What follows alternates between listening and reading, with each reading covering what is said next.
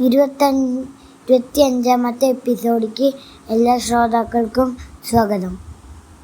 Mahabharatam R.K. നാരായണൻ്റെ the Mahabharata എന്ന പുസ്തകത്തിലെ കഥയെ നമ്മൾ പറഞ്ഞുകൊണ്ടിരിക്കുകയാണ്. ഇപ്പം നമ്മൾ 25ാമത്തെ എപ്പിസോഡിൽ നമ്മൾ എന്താ ചെയ്യണത്? നമ്മൾ 24ാമത്തെ എപ്പിസോഡിൽ, കഴിഞ്ഞ എപ്പിസോഡിൽ നമ്മൾ യുധിഷ്ഠിരനും ശകുനിയും ചൂത് കളിച്ച് യുധിഷ്ഠിരൻ രാജ്യം എല്ലാം നഷ്ടപ്പെട്ടിട്ട്, സ്വയം നഷ്ടപ്പെട്ടിട്ട്, ദ്രൗപദീനെയും പണയം വെച്ചിട്ട് എല്ലാം തോറ്റിരിക്കുന്ന സാഹചര്യത്തിലാണ് നമ്മളിന്നലെ നിർത്തിയത്, കഴിഞ്ഞ എപ്പിസോഡിൽ നിർത്തിയത്. അപ്പോൾ അതിൻ്റെ അവസാന ഭാഗത്തിൽ നമ്മൾ ദുര്യോധനൻ്റെ അനുജനായ ദുശാസനൻ ദ്രൗപദീനെ വിളിക്കാൻ പോവാണ്. ദ്രൗപദി അടിമയായല്ലോ, സഭയിലേക്ക് വിളിക്കുകയാണ്, അസംബ്ലിയിലേക്ക് വിളിക്കുകയാണ്, വിളിച്ചുകൊണ്ട് വരാൻ വേണ്ടി പോവാണ്.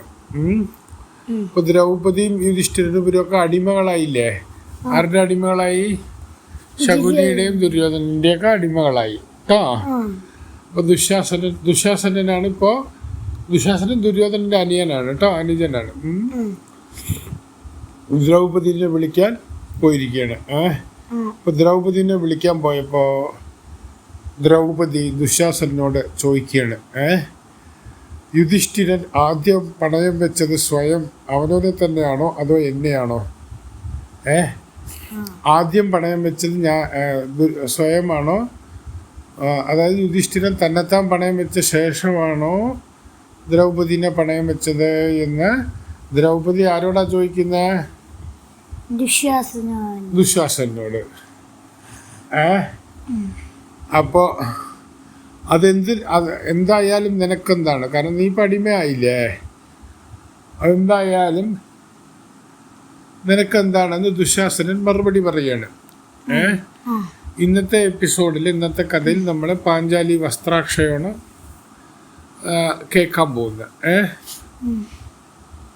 അപ്പോൾ ദ്രൗപദി ദുശാസനോട് ചോദിക്കുകയാണ്, ആരാണ് യുധിഷ്ഠിരൻ പണയം വെച്ചത്, ആദ്യം പണയം വെച്ചത് എന്നെയാണോ അതോ അവനവനെ തന്നെയാണോ എന്ന്.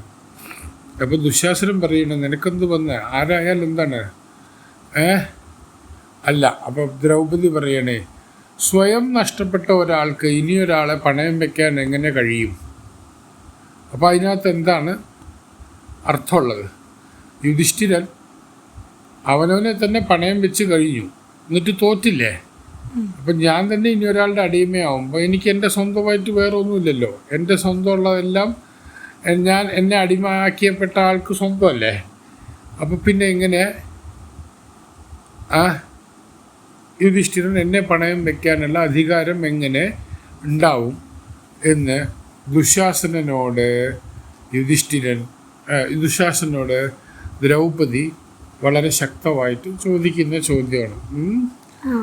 അപ്പോൾ ദുശാസനൻ പറയണേ ദ്രൗപദിയോട്, കൂടുതലൊന്നും സംസാരിക്കേണ്ട കാര്യമില്ല, ഞങ്ങൾ വിളിച്ചാൽ നിങ്ങളെ സഭയിലേക്ക്, അസംബ്ലിയിലേക്ക് വന്നേ പറ്റൂ, ഇല്ലെങ്കിൽ ഞങ്ങൾ പിടിച്ചോണ്ട് പോകേണ്ടി വരും എന്ന് പറയും. അപ്പോൾ എനിക്കിന്ന് വരാൻ കഴിയില്ല, ഞാനൊരു പെണ്ണാണ്, എനിക്കിന്ന് ഒരു വസ്ത്രത്തിലേ ഞാൻ ധരിച്ചിട്ടുള്ളൂ. ഇന്ന് ഈ പെണ്ണുങ്ങൾക്ക് മാത്രം വരുന്ന ഒരു ഇതുണ്ട്, എല്ലാ മാസവും പീരീഡ്സ് ഉണ്ടല്ലോ. അങ്ങനെ എനിക്കിന്ന് പീരീഡ്സിൻ്റെ സമയമാണ്, എനിക്ക് വരാൻ സൗകര്യമില്ല, ഞാൻ വരില്ല എന്ന് ദ്രൗപദി ആരോടാ പറയുന്നത്? ദുശാസനോട് പറയാണ്. ദുശാസനന് ദേഷ്യം വന്നു. ദുശാസനും ദ്രൗപദിയും തമ്മിൽ തർക്കമായി.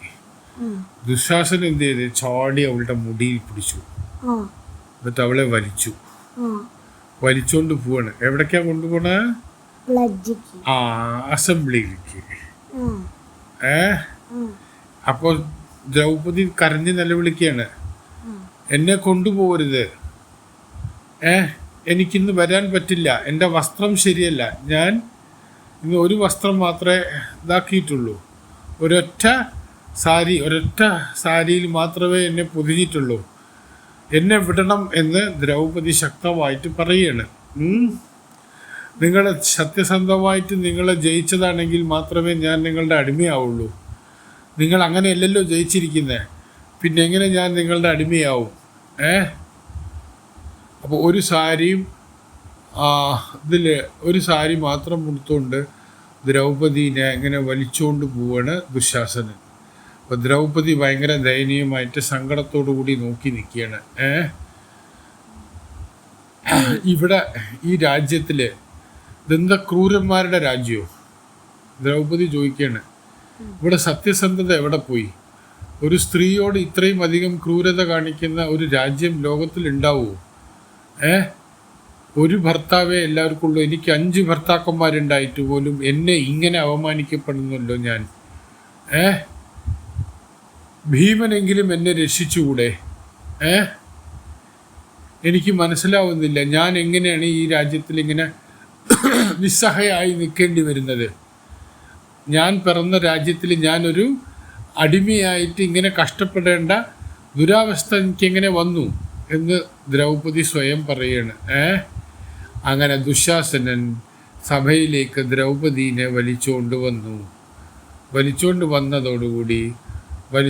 സഭയിലേക്ക് എറിഞ്ഞപ്പോൾ ശകുനിയും കർണനും ദുശാസനും ഒക്കെ കൂടി ചേർന്ന് അട്ടഹസിക്കാൻ തുടങ്ങി. അട്ടഹസിക്കാന്ന് വെച്ചാൽ എന്താ അറിയോ?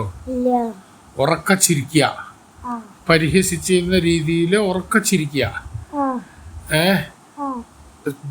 ദ്രൗപദീനെ കളിയാക്കി, പരസ്യമായിട്ട് കളിയാക്കി അപമാനിച്ചിട്ട് ഇവര് ചിരിക്കുകയായിരുന്നു. അപ്പോൾ ഭീഷ്മാചാര്യരുടെ അടുത്ത് ദ്രൗപദി കരഞ്ഞു പറഞ്ഞു ഭീഷ്മാചാര്യരോട്, എന്നെ രക്ഷിക്കുക, ഞാൻ എന്ത് തെറ്റാണ് ഞാൻ ചെയ്തത്? ഇവിടെ എന്താണ് എൻ്റെ കുറ്റം? യുധിഷ്ഠിരൻ സ്വന്തം ഇഷ്ടപ്രകാരമല്ലേ ചൂത് കളിക്കാൻ പോയേ? എന്നിട്ട് സ്വന്തമായിട്ടെല്ലാം തോറ്റില്ലേ? ശകുനി ഭയങ്കര മിടുക്കനായ ചൂത് കളിക്കാരനല്ലേ? യുധിഷ്ഠിരനെ തോൽപ്പിച്ചില്ലേ? എനിക്കെന്തെങ്കിലും ഈ കളിയിൽ എനിക്കെന്തെങ്കിലും പങ്കുണ്ടോ? എന്തുകൊണ്ട് എന്നെ പണയം വെച്ചു എന്ന്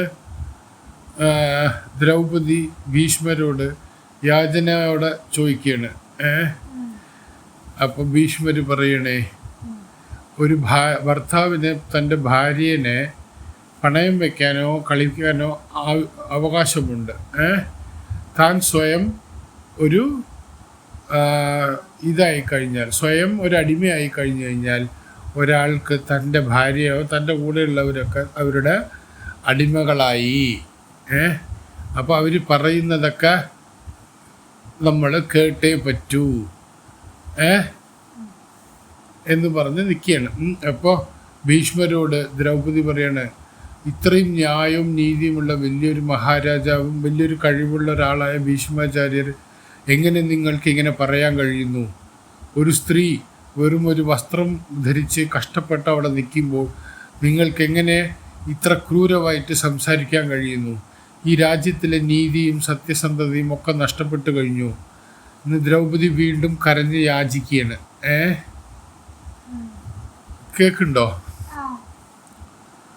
അങ്ങനെ ദ്രൗപദി എല്ലാവരുടെ മുമ്പിലും വളരെ ദയനീയമായിട്ട് സഭയിൽ അപമാനിക്കപ്പെട്ടു. ദ്രൗപദി ഈ 5 പഞ്ചപാണ്ഡവന്മാരുടെയും ഭാര്യയാണ്, ദ്രുപദൻ്റെ മകളുമാണ്, ഇത്രയും ശക്തിയുള്ള ഒരു സ്ത്രീയാണ്. മഹാഭാരതത്തിലെ ഏറ്റവും ശക്തമായ കഥാപാത്രങ്ങളിൽ ഒന്നാണ് ദ്രൗപദി. ദ്രൗപദിയുടെ ശക്തി കാരണമാണ് മഹാഭാരത യുദ്ധം തന്നെ സംഭവിച്ചത്. ഇപ്പോൾ ഈ സഭയിൽ നടന്നില്ലേ ദ്രൗപദിയുടെ വസ്ത്രാക്ഷയം? ഇതിൻ്റെ പേരിലാണ് മഹാഭാരത യുദ്ധം തന്നെ ശരിക്കും നടന്നത്. കേട്ടോ? ഭീമൻ മിണ്ടാതെ ഇതെല്ലാം പറയുന്നത് കേട്ടോണ്ടിരിക്കുന്നുണ്ട്.